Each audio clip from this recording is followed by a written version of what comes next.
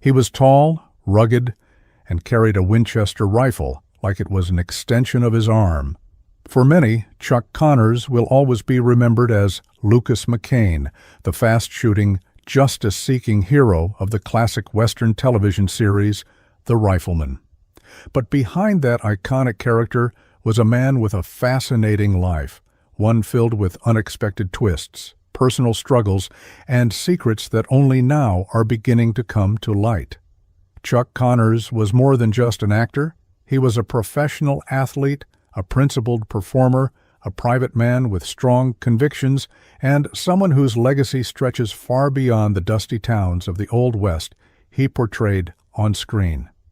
Before Hollywood came calling, Chuck Connors lived a life that could have been a movie on its own. Born Kevin Joseph Alesius Connors on April 10, 1921, in Brooklyn, New York, he grew up in a working-class Irish-American family during the Great Depression. His parents, immigrants from Newfoundland, raised him with strong Catholic values and a fierce work ethic. From a young age, it was clear that Connors had an imposing presence. He shot up to 6 feet 5 inches tall and developed a passion for sports that would soon become a defining part of his early life. Baseball was Chuck's first love, and his talent didn't go unnoticed. After high school, he earned a scholarship to Adelphi University, where he became a standout athlete in both basketball and baseball. But the world was at war, and like many young men of his generation, Connors put his dreams on hold to serve his country. During World War II, he joined the Army and was stationed stateside, where he helped train soldiers. Even in uniform, his athletic prowess continued to shine. It wasn't long before professional sports teams began taking notice. After the war, Connors pursued a career in professional sports with remarkable success. He played for the Boston Celtics in the inaugural years of the Basketball Association of America, which would later become the NBA. Then he switched gears and joined Major League Baseball, playing first base for the Brooklyn Dodgers and later the Chicago Cubs. While his time in the major leagues was brief, his presence was memorable. Connors became one of the few men in history to play both professional basketball and baseball, an extraordinary achievement that hints at just how driven and multi-talented he really was. But sports, as much as he loved them, weren't where his heart would ultimately lead him. A chance moment changed everything. While playing baseball in California, he was spotted by a casting director who was captivated by his size, charisma, and unique look. That encounter opened the door to the entertainment industry, and before long, Connors was landing small roles in films and television shows. His breakout came in 1958, when he was cast as Lucas McCain in The Rifleman. The show would go on to become one of the most beloved Western series of all time, running for 5 seasons and over 160 episodes. What made The Rifleman stand out wasn't just the action or the setting. It was the emotional depth brought to the character of Lucas McCain.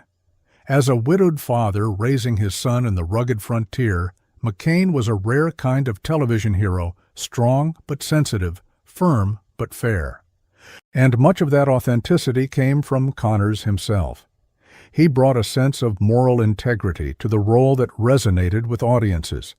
In many ways, Lucas McCain was a reflection of the man who played him, principled, protective, and quietly powerful. But while Connors was becoming a household name on screen, his private life remained largely out of the spotlight. He was known to be intensely private, rarely giving interviews or discussing his personal affairs. Behind closed doors, however, there were stories that few knew, relationships, struggles, and a personality shaped by much more than what fans saw on television. He was married 3 times, and while his public persona was clean-cut and stoic, those close to him describe a complex man who wrestled with fame, personal demons, and the burden of always being seen as a hero. One of the lesser-known aspects of Connors' life was his deep involvement in politics and global affairs. During the Cold War, He was part of a small group of American celebrities invited to the Soviet Union, where he famously struck up a friendship with Soviet leader Leonid Brezhnev. In a world where tensions between the U.S. and USSR were at a boiling point, this unlikely bond drew widespread attention. Connors, ever the diplomat, used his status as a beloved entertainer to build bridges in places few Americans could. It's said that Brezhnev, a fan of the Rifleman, admired Connors' portrayal of justice and strength and requested to meet him personally. That meeting, strange as it may sound, symbolized the power of entertainment as a force of cultural diplomacy.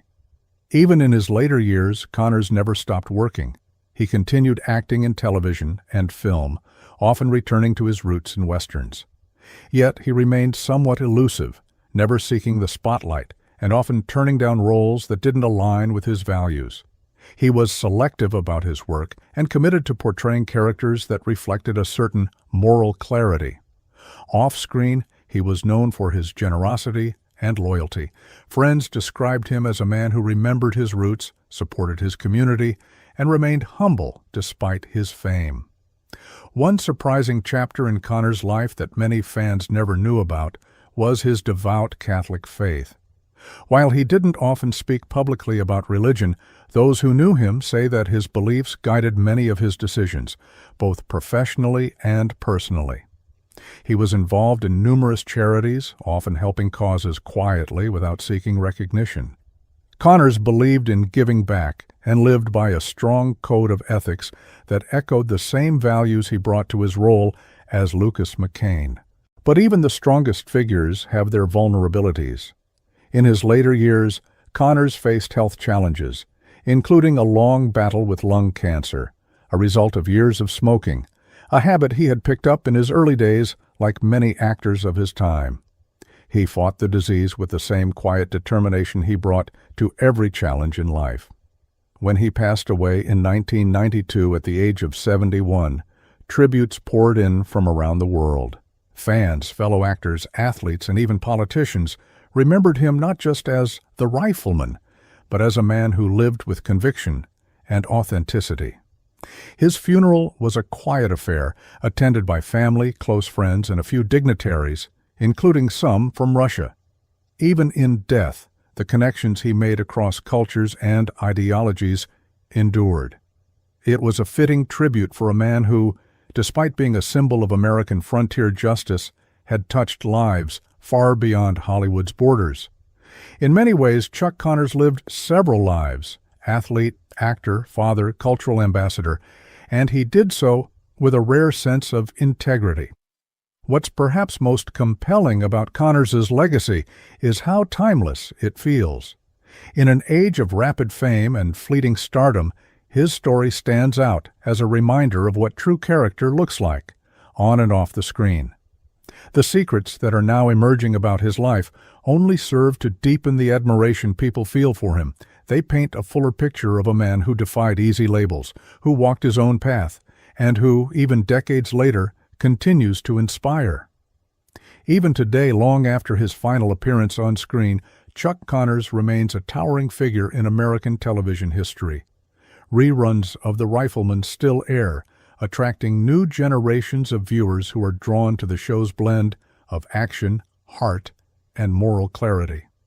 Unlike many of the characters from old westerns who faded into obscurity, Lucas McCain, and by extension Connors himself, never quite left the public consciousness. That enduring popularity speaks to something deeper than nostalgia. It reflects the values that Connors embodied throughout his life: strength without cruelty, power tempered by compassion, and a deep respect for justice and family. Behind that stoic, steely-eyed glare and the iconic twirl of his modified Winchester rifle was a man who understood responsibility. Chuck Connors didn't just play a hero, he lived like one. Whether it was showing up for charity events, mentoring younger actors, or maintaining relationships across political and cultural lines, he acted with a quiet nobility that mirrored his on-screen persona. It wasn't for show. He didn't need the cameras rolling to be someone worth admiring. In fact, some of the most touching stories about Connors never made it into newspapers or interviews. There are accounts of him visiting sick children in hospitals, not for publicity, but simply because it was the right thing to do. He would often attend local events in small towns, surprising fans with his warmth and humility. He made time for people, even when he didn't have to. That, perhaps more than any role he played, is why so many continue to speak of him with deep affection. There was a rare authenticity about Chuck Connors. In a world where many wear masks for the sake of fame, he remained grounded. He never forgot where he came from, never let celebrity warp his sense of purpose. He treated people with respect, valued honesty, and stayed true to himself. Those who worked with him often recalled how easy he was to be around, professional, kind, and genuine.